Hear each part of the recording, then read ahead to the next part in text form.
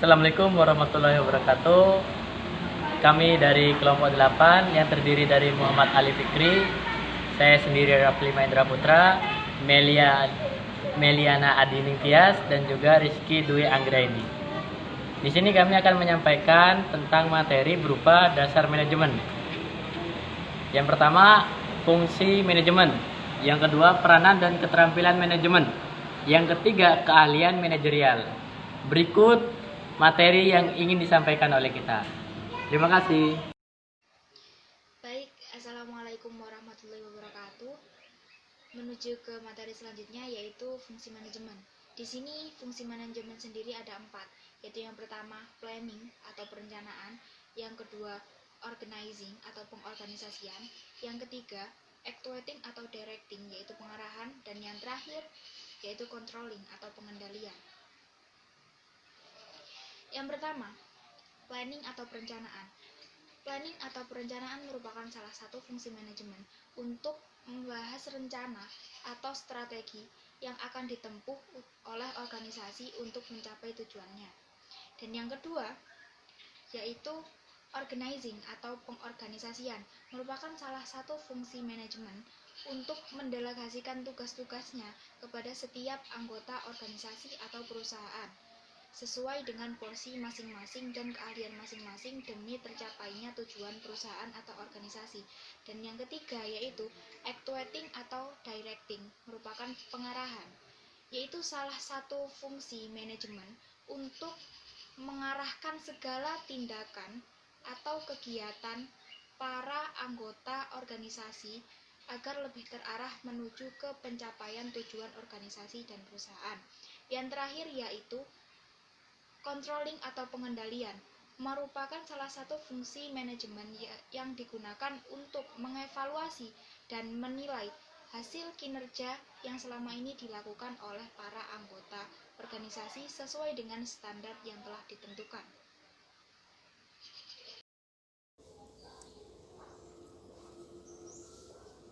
Assalamualaikum warahmatullahi wabarakatuh. Perkenalkan, nama saya Meliana Adining Tias. Di sini saya akan menjelaskan tentang peran dan keterampilan manajemen. Yang pertama yaitu peran interpersonal.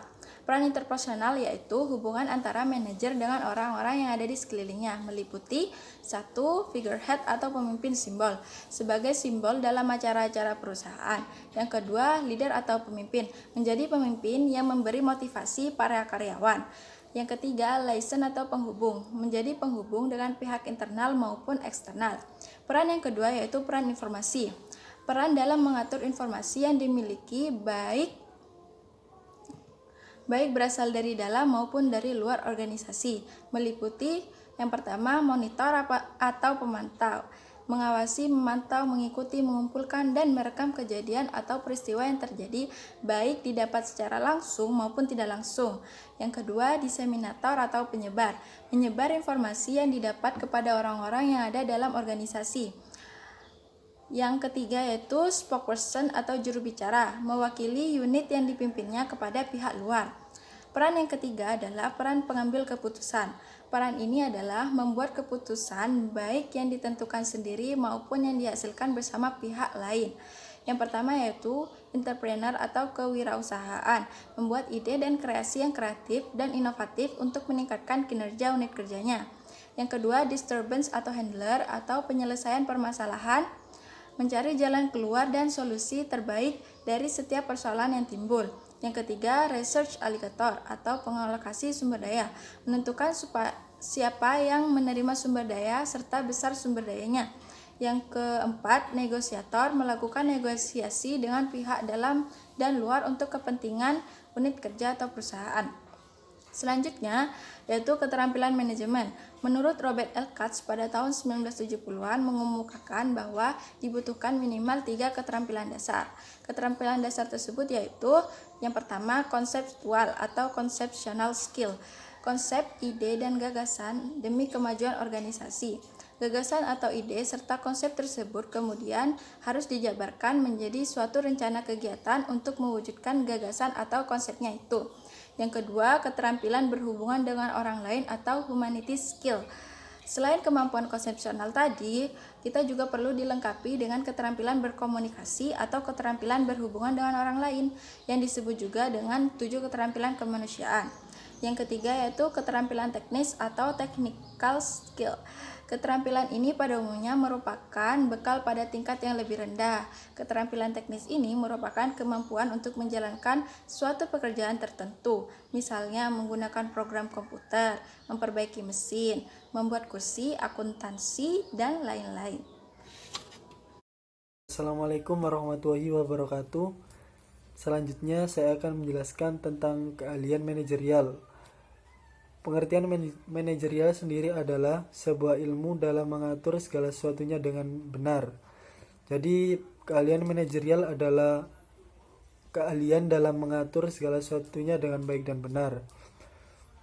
Keahlian manajerial sendiri antara lain yaitu keahlian teknis, keahlian interpersonal, keahlian konseptual, keahlian hubungan manusia, keahlian diagnostik, keahlian pengambilan keputusan, keahlian berkomunikasi, dan keahlian memanajemen waktu.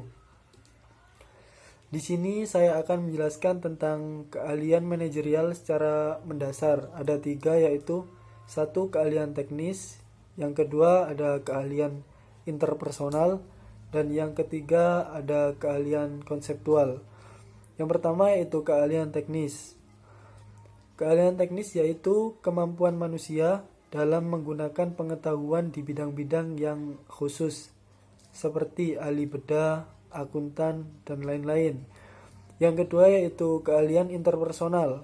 Keahlian interpersonal yaitu kemampuan untuk bekerja sama, memahami, dan memotivasi orang lain.